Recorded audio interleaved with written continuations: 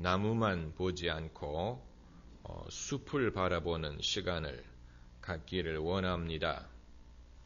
요한계시록은 요한이 소아시아에 있는 7 교회에 주시는 메시지로 시작을 하고 있는데, 실제로 그 당시에 이 메시지가 그 7 교회에 직접적으로 전달이 되었는지에 대해서는 우리가 알 길이 없습니다.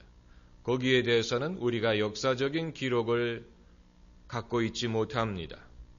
요한은 반모섬의 유배 중이었기 때문에 이 글이 쉽게 전달되었을 것이라고는 보기가 힘듭니다. 그러나 우리가 추측하기는 결국은 전달되었을 것이라는 것입니다. 왜냐하면 그렇지 않으면 요한계시록이 초대교회에 유통될 수가 없었을 것이기 때문에 요한이 이 글을 써서 마치 사회사본처럼 어디 항아리에 넣어가지고 동굴에 보관한 게 아니고 이것이 결국은 전파됐기 때문에, 유통되었기 때문에 초대교회가 요한계시록을 소장하고 널리 읽을 수 있었던 것이 아닙니까? 그렇기 때문에 이 요한이 처음에 그의 수신자로 지명한 7 교회에도 분명히 이 책이 전달이 되었을 것이라고 봅니다. 다만 요한계시록을 신약 성경의 다른 서신과 비교해서 봤을 때 다른 서신, 로마서든 디모데 전후서든 에베소서든 빌립보서든 이 성경에 있는 다른 서신과 요한계시록을 비교했을 때 성격이 조금 다른 것을 볼 수가 있습니다. 바울의 서신은 퍼스널한 성격이 많이 두드러집니다. 퍼스널한, 다시 말하면 바울과 수신자들 간의 이 성립된 관계를 엿볼 수가 있는 것입니다. 그래서 개인적인 안부를 묻는 부분이 있다든가, 또 개인적인 부탁을 한다든가, 또 수신자의 이름을 거명한다든가, 그들의 구체적인 상황에 대한 어떤 그 해답을 제시한다든가, 이런 퍼스널한 그런 성격을 엿볼 수 있는 데 비해서 대조적으로 요한계시록에는 그런 것이 없습니다. 요한이 소아시아의 7 교회에 대해서 사전 지식을 갖고 있었는지 없었는지를 우리가 확인할 길이 없습니다. 여기에 그런 어떤 그 퍼스널한, 그들에게 직접적인 그 사전 지식을 염두에 둔 그런 힌트가 별로 보이지 않기 때문에. 그러나 예언이라는 것은 원래 그런 것입니다. 예언이라는 것은 상대방에 대한 사전 지식을 갖고 있지 않는 것이 차라리 유익합니다. 사전 지식이 많을수록 그것이 편견이 돼서 하나님이 주시는 말씀인지 아니면 내가 평소에 생각하고 바라는 것인지를 구별하기가 힘들어질 때도 있습니다. 부모가 자식을 위해서 하나님의 말씀을 전하기가 힘든 이유가 바로 거기에 있는 것입니다. 하나님의 말씀을 전하기 위해서는 자기의 마음을 비워야 되는데, 그러나 부모는 이미 자식에 대해서 많은 소원과 또 많은 생각을 갖고 있기 때문에 그것을 비우고 하나님이 자식에게 주시는 말씀을 듣는 것은 사실 어렵지요. 그래서 부모가 자식을 위해서 기도할 때, 보는 앞에서 기도할 때 아마 자식은 눈은 감고 있지만 마음속으로는 생각할 것입니다. 저건 엄마가 평소에 나에게 하고 싶은 말이다. 저건 하나님에게 구하는 것이라기보다는 나 들으라고 하는 말이다. 우리 아이가 공부 열심히 하게 해주시고, 스스로 알아서 일을 챙기게 해주시고, 남들을 배려하는 법을 배우게 해주시고, 부지런하게 해주시고, 그건 하나님에게 하는 말임과 동시에 평소에 자식에게 하던 말이에요. 그렇기 때문에 자식도 반칙이다. 기도라는 명목으로 나에게 이런 식으로 압력을 가하다니 이렇게 생각을 할 것입니다마는 전혀 모르는 사람이 와서 말을 한다면 거기에는 더 귀를 기울일 수 있습니다. 왜냐하면 나에 대하여 전혀 사전 지식이 없는 사람이 와서 말을 할 때는 훨씬 신빙성이 있을 수가 있다는 것입니다. 그렇기 때문에 요한이 소아시아의 7교회에 대해서 분명히 사전 지식이 있었을 것입니다만은 그러나 없다고 하더라도 그러나 이 하나님의 말씀을 그들에게 전하는 데에는 아무런 걸림돌이 되지 않습니다. 그리고 요한계시록을 보면은 어떤 특정인에게 이 편지를 쓰고 있지 않습니다. 교회의 목사에게 쓰는 게 아니고 특정 지도자에게 쓰는 것이 아니고 그 교회에게 쓰는 말씀으로 보입니다. 그 교회에게 하시는 말씀으로 보입니다. 이것은 사실 우리가 생각하기에 좀 어려운 면이 있습니다. 하나님이 교회에 대해서 말씀하실 때 목사에게 말씀을 하신다든가 교계 지도자들에게 말씀을 하실 것 같은데 그러나 이 본문을 보면은 교회 사자에게 편지하노니라고 했지만 이제 에인조 천사에게 한다는 얘기입니다만 그러나 천사가 칭찬을 받는다든가 꾸지람을 받는 건 아니지요. 결국은 교회에게 하시는 말씀입니다. 교회에게. 그러나 만약에 오늘날 하나님이 우리에게 이런 식으로 말씀을 하신다면 오늘날 대한민국의 교인들 중에 몇 명이나 자기가 해당된다고 생각을 할지 그것은 미지수입니다. 왜냐하면 교적이라는 것은 굉장히 뭡니까? 교적이라는 것은 이 시대에 굉장히 희미한 것입니다. 교적이라는 것. 옮기면 그만인데 교회는 옮기면 그만인데 교적이라는 것이 과연 얼마만큼의 의미가 있습니까? 과연 이 시대에 그리스도인들이 얼마만큼 교회에 어떤 소속감이나 충성심이 있는지는 알기가 어렵지요. 그리고 어느 누구도 개신교에서만큼은 어느 누구도 교회에 대한 소속을 그렇게 강조하지 않습니다. 교인들의 편의에 따라서 또 그들의 삶의 어떤 시즌에 따라서 이 교회에 있다가 또 그 시즌이 끝나면 다른 교회로 옮긴다고 생각을 하는 사람들이 널리 퍼져 있습니다. 그렇기 때문에 한국 개신교의 교적을 확인할 수가 없습니다. 교세를 확인하기가 어렵다는 얘기입니다. 왜냐하면 한 명의 교인이 여러 교회에 적을 두고 있기 때문에 그러니까 한 사람이 여러 번 통계에 들어가는 것입니다. 5교회에 적이 있다면 5배로 부풀어졌다는 얘기죠. 교회 통계라는 것을 우리가 신뢰하기 어려운 이유가 바로 그런 것입니다. 반대로 가톨릭 교회는 교적이 믿을만 합니다. 왜냐하면 가톨릭 교회는 자기가 소속된 교회에 대한 개념이 좀 더 분명합니다.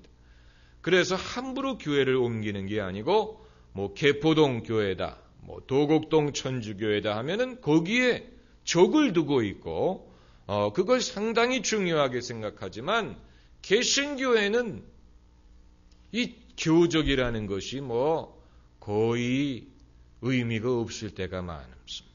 그건 아무래도 좋습니다. 그러나 그런 상황에서 하나님이 4대 교회 또 빌라델비아 교회에 말씀하신다 했을 때 과연 그 교회 교인들 중에 몇 명이나 자기에게 주시는 말씀이라고 생각을 할지 그것은 미지수라는 것입니다. 미지수입니다. 그리고 동시에 역설적인 것입니다마는 오늘날 우리의 생각이 얼마나 개교의 중심적인지를 볼 수가 있습니다. 그 역설적이라고 말씀을 드리는 것입니다. 한편으로는 한국의 기독교인들이 교회에 대한 소속감이나 이런 것이 상당히 약화되어 있기는 하지만 또 한편으로는 우리는 교회에 대하여 상당히 개교의 중심적으로 생각을 합니다. 내가 다니는 교회, 내가 잘 아는 교회에 대해서만 생각을 하지 어느 누구도 나는 한국 교회에 소속되었다 이런 식으로 생각을 하지는 않고 또 내 교회, 우리 교회 또 내가 아는 교회 이외에 다른 교회, 다른 교단 또 심지어 가톨릭 교회, 성공회 이런 것 전체를 우리 교회라고 생각을 하는 사람은 극히 드물다는 것입니다. 그러나 성령은 개교의 중심적으로 생각을 하지는 않습니다. 그러니까 에큐메니칼리즘이 따로 있는 것이 아니에요. 에큐메니칼은 성령은 에큐메니칼하게 생각하시는 분. 성령은 개교의 중심적으로 생각하지 않습니다. 예수님도 개교의 중심적으로 생각하지 않습니다. 만약에 성령이 오늘날 대한민국의 교회에 이처럼 편지를 쓰신다면 기쁜 소식 교회 사자에게라든가 무슨 서울교회, 순복음교회 이런 식으로 개교회에게 말씀하지 않을 것입니다. 성령은 그렇게 말씀하시지 않고 민족 단위로 생각을 하실 것입니다. 대한민국의 교회에게 말씀하실 것입니다. 왜냐하면 개교의 특성은 그것은 비본질적인 것이 많아요. 어떤 교회는 말씀 중심이고 어떤 교회는 성령 중심이고 어떤 교회는 박수치고 찬양하고 어떤 교회는 절대로 박수를 안 치고 어떤 교회는 무슨 제자 훈련을 하고 어떤 교회는 셀 목회를 하고 이런 것이 교회의 어떤 본질적인 성격을 정의해 주는 것은 아니에요. 그것은 목사에 좌우되기도 하고 그 시대의 유행에 좌우되기도 하고 이것은 오늘날 있다가도 변할 수 있는 것이지 본질적인 그런 교회의 성격을 정의해 주는 것은 아닙니다. 오히려 서로 교단이 다르고 신앙의 스타일이 달라 보이더라도 대한민국에서 예수 믿는 사람들을 하나로 묶는 공통적인 속성이 더 확실하고 분명하고 더 중요할 것이라고 봅니다. 한국의 그리스도인들이 소속된 교회와 표면적으로 나타나는 신앙의 스타일은 달라 보일지 모르지만 그것은 그렇게 큰 차이가 있다든가 그렇게 중요한 것은 아니고 그것보다도 더 중요하게 우리를 하나로 묶어주는 공통적인 그런 면이 있을 것이라고 보고 만일 성령이 이 시대에 대한민국의 그리스도인들에게 편지를 쓰신다면 그러한 이 공통적인 거시적인 면에 대해서 말씀하실 것이라고 봅니다. 이것은 우리가 좀 역사적인 관점에서 또 객관적인 관점에서 또 시대적인 관점에서 우리의 신앙과 우리의 처지를 볼 수 있어야 됩니다. 실제로 이 요한계시록에 나오는 7 교회에 주시는 말씀은 그 교회와 교인들이 그 당시에 처했던 역사적인 상황을 고려한 내용입니다. 그들의 역사적인 상황을 상당히 고려한 것을 볼 수가 있습니다. 그 당시에 그들이 처했던 시련, 핍박, 또 어떤 경제적이고 실질적인 어려움, 그리고 이단의 위험, 또 변절자들의 유혹, 이런 그 당시에 그리스도인들이 겪었던 역사적인 정황과 그들의 시대적인 상황이 더 부각되고 있다는 것입니다. 제가 좀 어렵게 말을 하고 있습니까? 어렵게 말을 하더라도 구어체로 말하는 것은 어려운 게 아니에요. 반대로 쉬운 말을 하는 것 같으면서도 문어체로 읽으면 어렵게 들리는 것입니다. 제가 저희 교회 목회자들에게 자주는 아니지만 한 1년에 한 번씩 설교 세미나를 열 때 강조하는 것이 구어체로 설교하라는 것입니다. 구어체로. 문어체로 하지 말고 구어체와 문어체의 차이가 뭐냐. 구어체는 문장이 짧고 또 단순하고 또 단숨에 말할 수 있는 길입니다. 단숨이라는 것은 숨을 쉬기 전에 내가 숨을 한번 쉬고 그 다음에 숨을 쉴 때까지의 그 길이가 단숨이에요. 그렇기 때문에 설교할 때 문장 중간에 숨을 쉬어야 된다면 그 문장은 너무 긴 것입니다. 그게 이제 문어체가 될 가능성이 많은 것입니다. 그리고 단순한 표현, 또 단순한 단어, 그리고 화려한 어법을 피하라. 화려한 어법, 복잡한 단어, 이런 그 형용사를 많이 쓰지 말라고 말합니다. 형용사는 시나 소설, 문학에는 아주 유용하지만 적어도 설교하는 데 있어서는 형용사는 있어도 그만, 없어도 그만입니다. 아마 여러분 중에 국문학을 하신 분들은 다른 생각을 하실지 모르지만 형용사라는 것은 사치입니다. 형용사라는 것은 여성이 옷을 입고 나서 사용하는 장신구와 같습니다. 무슨 귀걸이라든가 팔찌라든가 목걸이라든가 브로치라든가 장신구가 중요하지요. 그러나 바쁠 때는 장신구를 챙길 여유가 없지요.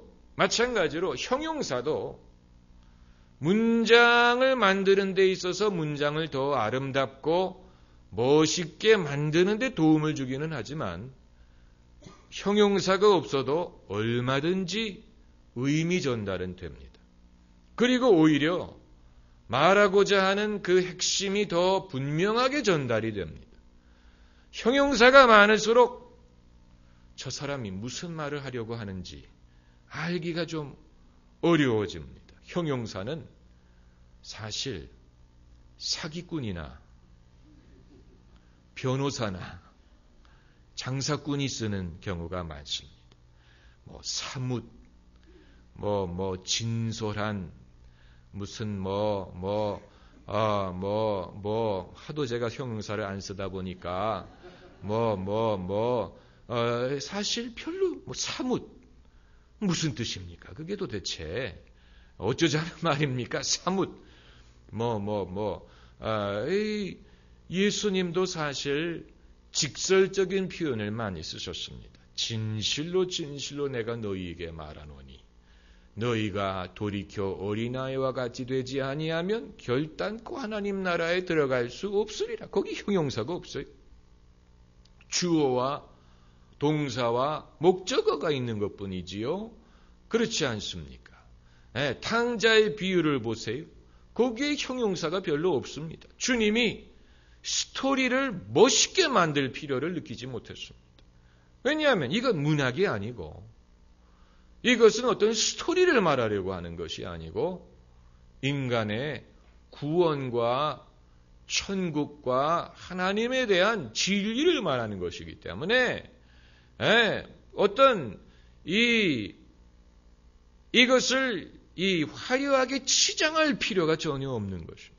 치장할 필요가 없어요. 제가 최근에 뉴스위크 잡지를 읽어보니까 영어가 전 세계적으로 사용이 되면서 영어 표현에 변화가 일어나고 있다고 하는데, 원래 네이티브 스피커, 미국, 영국, 캐나다, 호주 이런 사람들과는 별개로 네이티브 스피커가 아닌 사람들이 영어를 비즈니스 하면서 영어를 사용하면서 몇 가지 현저한 변화가 이 라틴어 뿌리가 있는 단어를 선호하고 이 독일어의 뿌리 있는 단어들을 비선호한다고 합니다.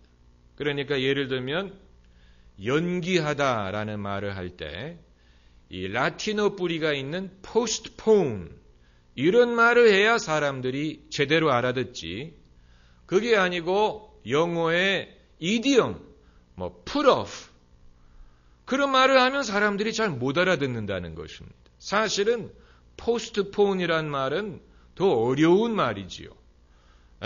그건 외워야 되는 말이죠. 그러나 네이티브 스피커들에게는 단어 선정하는 데 있어서 우리가 옛날에 영어 배울 때 외워야 했던 이디옴들 있잖아요. 그런 이디옴, 테이크에 대한 이디옴이 얼마나 많고, put, 얼마나 그게 외워야 되는 게 많습니까? 그런 걸 쓰면 사람들이 못 알아듣는다는, 무슨 말인지 불분명하기 때문에 라틴어나 헬라어의 뿌리를 둔 그런 단어들을 선호한다는 그런 말을 하는 것을 들었는데, 여러분 아마 30년만 지나가면 30년 후의 영어는 지금의 영어와 상당한 차이가 있을 것입니다. 상당한 차이가 있을 것입니다. 아마 모르긴 몰라도 영어 단어의 숫자가 굉장히 줄어들 것입니다. 왜냐하면 많은 사람들이 쓰기 위해서는 그렇게 많은 단어가 필요 없어요. 불필요합니다. 우리가 살도 줄이고 몸무게도 줄이고 정부도 규모를 축소하고 기업도 구조조정을 하는데 언어도 구조조정을 하는 날이 옵니다. 이 중국어 보세요. 중국어가 여러분 중국에 가서 중국 한문 보면은 못 알아봅니다. 왜냐하면 그들도 그걸 절감한 것입니다.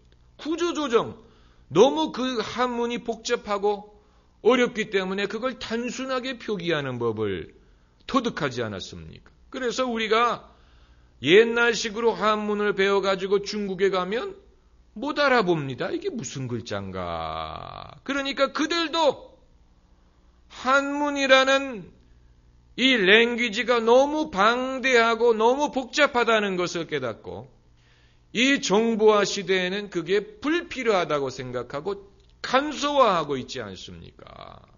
그렇지 않으면 어떻게 그 컴퓨터 자판에 입력을 하겠습니까? 안 그래요? 마찬가지로 영어도 모르긴 몰라도 상당히 구조조정화가 돼서 불필요한 단어들은 제거해버리고, 그리고 이치에 닿지 않는 문법, 예컨대 복수를 쓸 수 없는 명사들이 있죠. 예를 들어서 water, 물이란 뜻을 가진 water는 복수가 없어요. waters.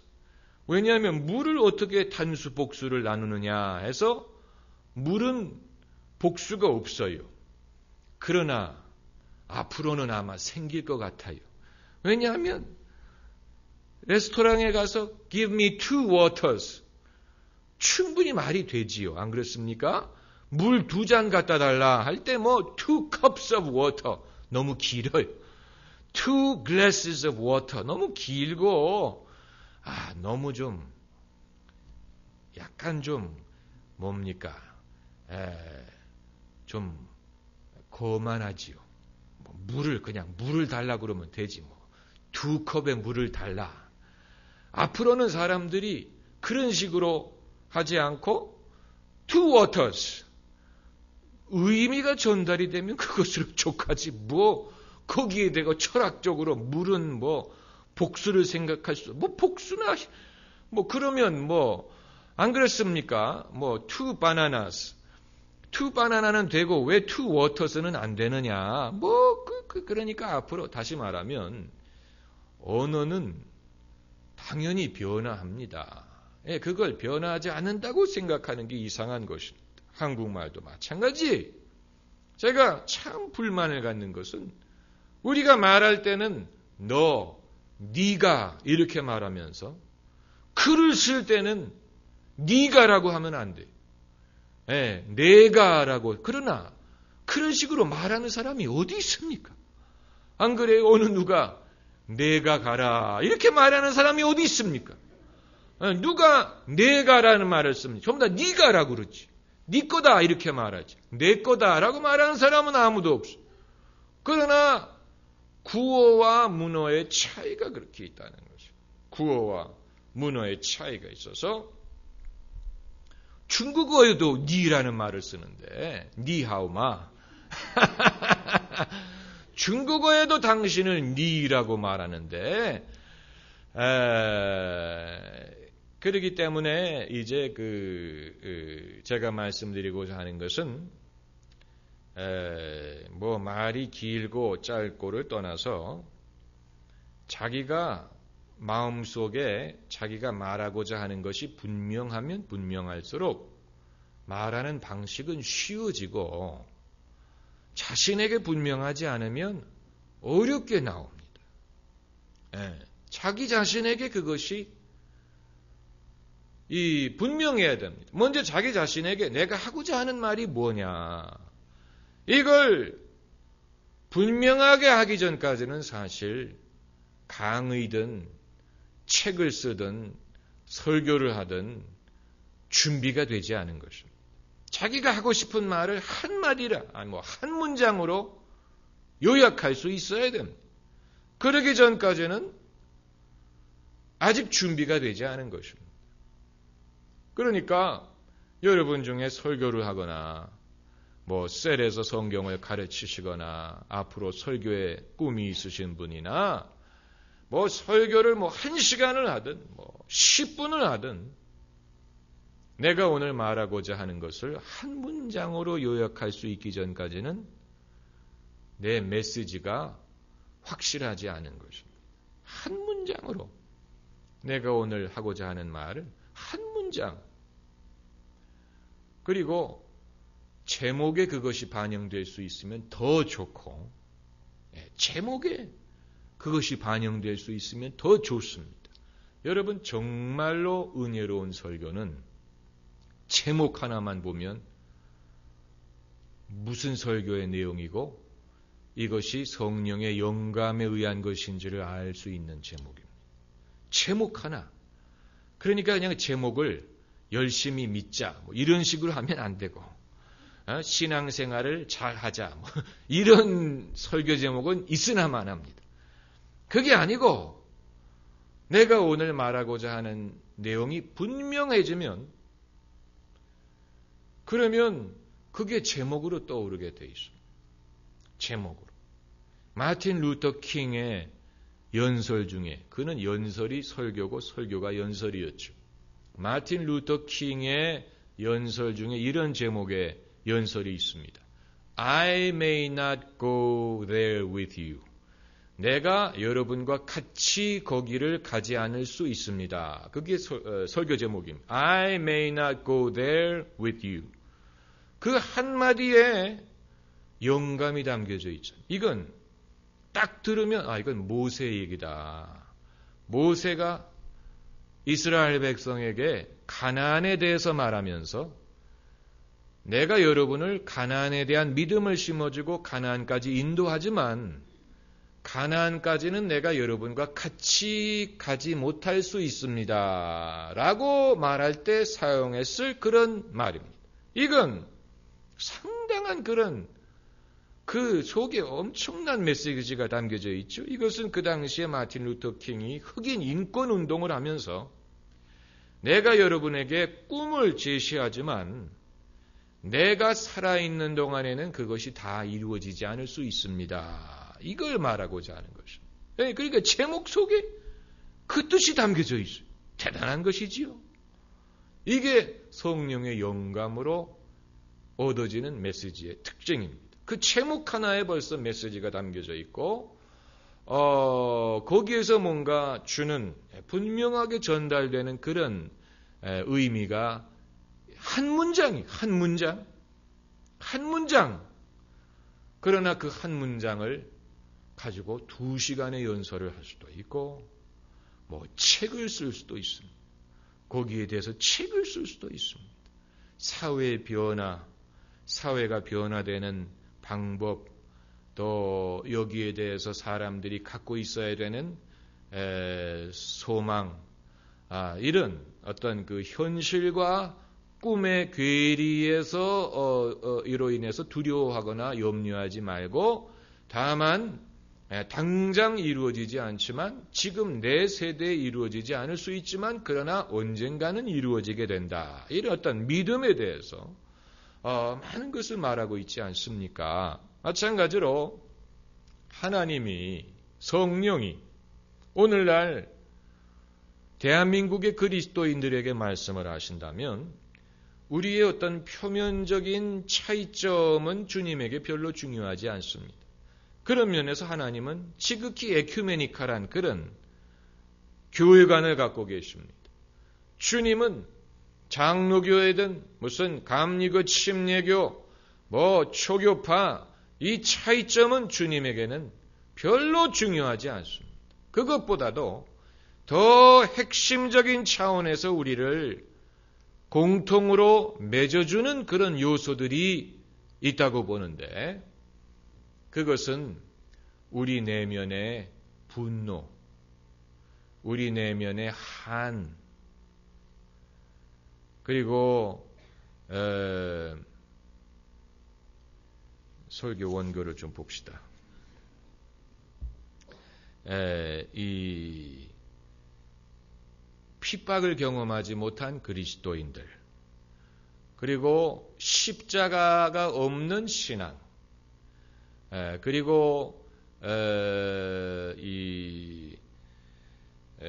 눈에 보이지 않는 유혹, 시험, 위험, 그리고 이단이나 이 그릇된 신앙으로부터 올 수 있는 위험, 그리고 장차 일어날 수 있는 환난, 핍박, 또 장차 일어날 수 있는 어려움의 시대, 이런 것에 대해서 아마 주님은 말씀하실 것입니다.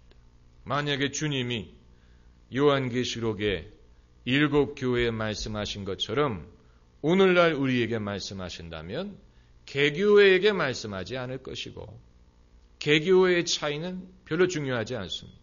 개교회의 차이는 영적인 차이라기보다는 문화적인 차이고, 그리고 목회자에게 좌우되는 것이고, 그리고 핵심적으로는 큰 차이가 없습니다. 순복음교회든 무슨 경동교회든 기장이든 고신이든 간에 한국인들에게는 공통적으로 기복신앙적인 요소가 있고, 또 감정적으로 믿으려는 면이 있고, 또 서로 화합하지 못하는 문제가 있고, 또 율법주의적인 데에 빠지는 성향이 있고, 또 십자가가 없이 축복과 영광만을 누리려는 그런 면이 있고, 그리고 목회자들이 하나님의 말씀을 담대히 전하는 것보다는 교인들의 눈치를 보는 면이 많이 있고, 십자가 없는 신앙, 핍박을 경험해보지 못한 세대, 그렇기 때문에 핍박을 경험해보지 못한 세대가 핍박 중에 기록된 신약 성경을 읽을 때 이해할 수 없는 부분이 있는 것입니다. 성경을 읽을 때 이해할 수 없는 부분은 그들이 신앙을 지켜야 했던 역사적인 정황과 우리의 지금의 역사적인 정황이 다르기 때문에 그런 것입니다.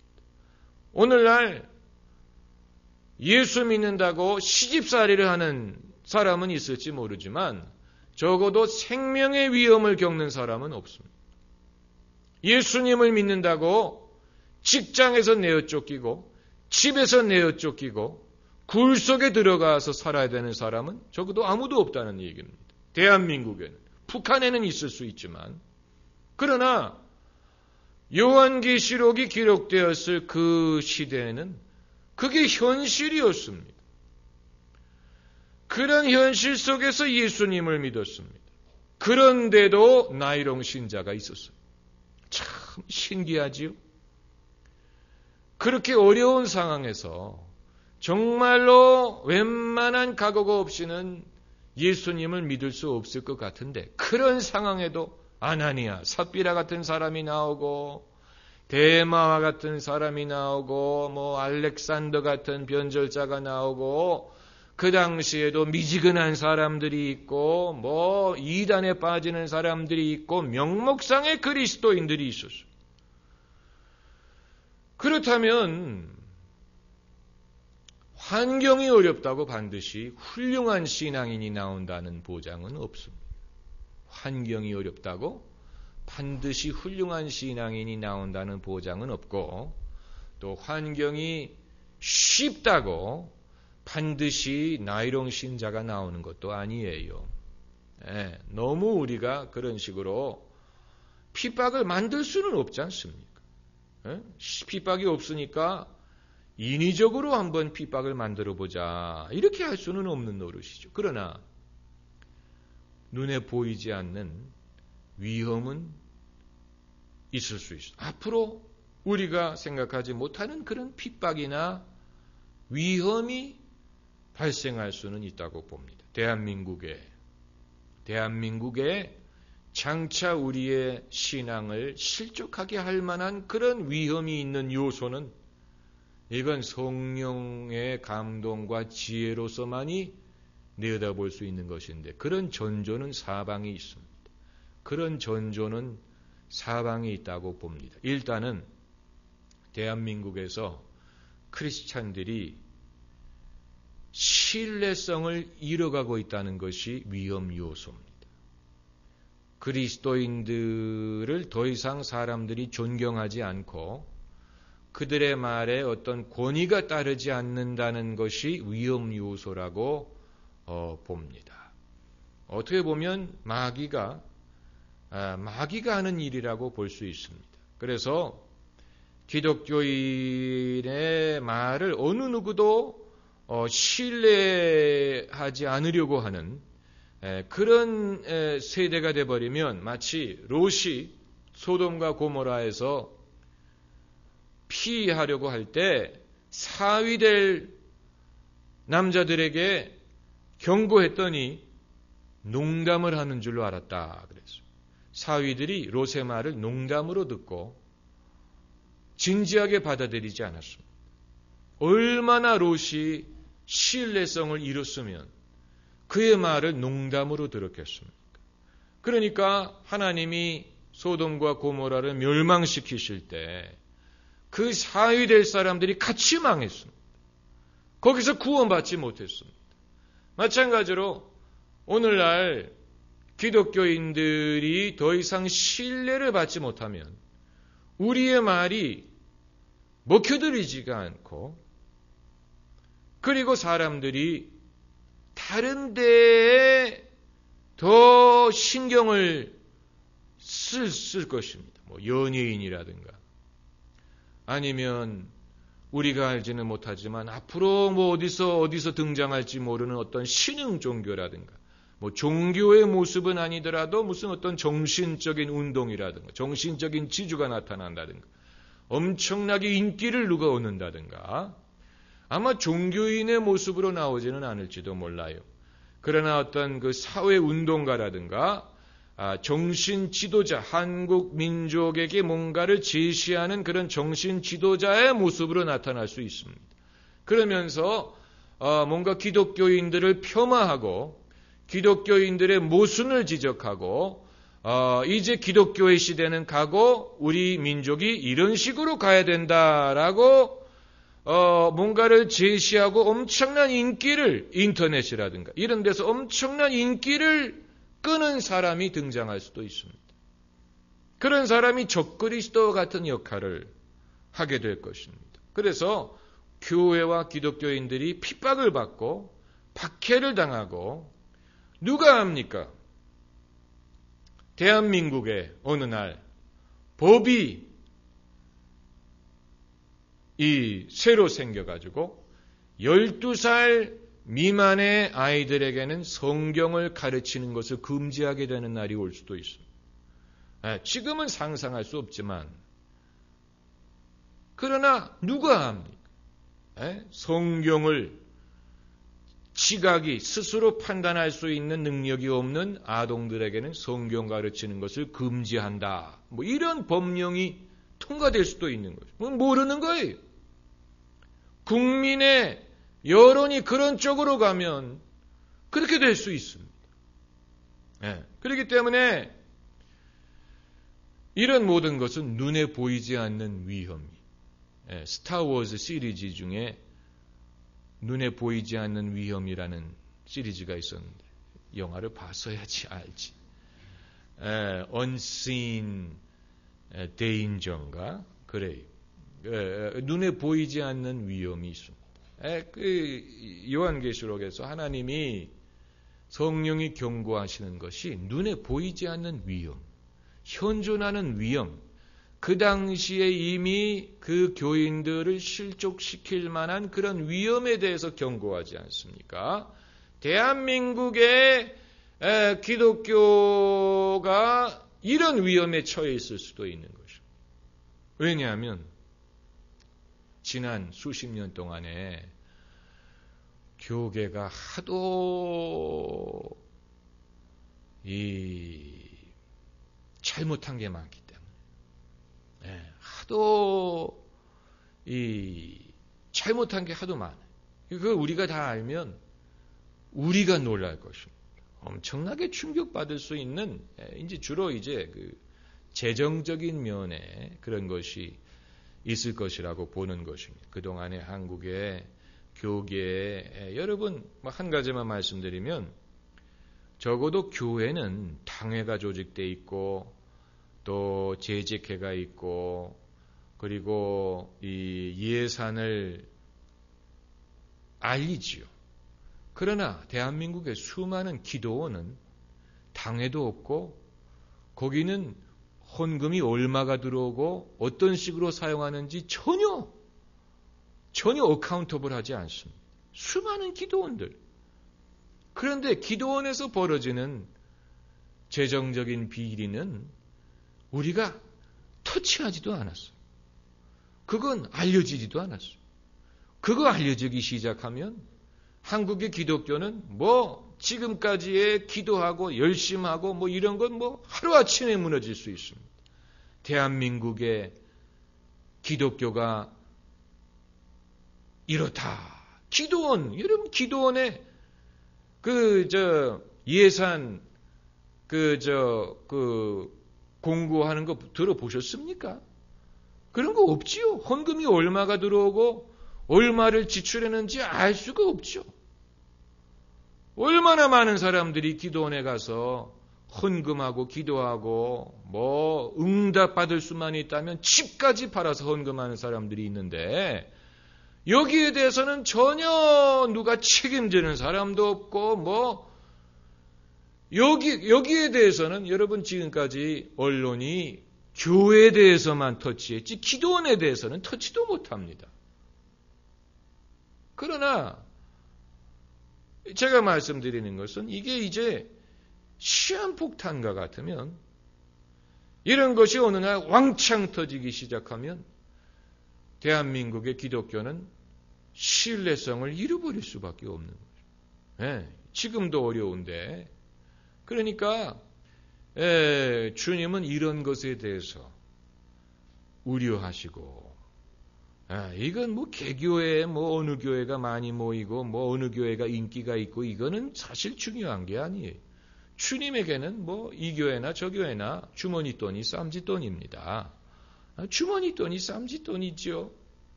정말로 그렇기 때문에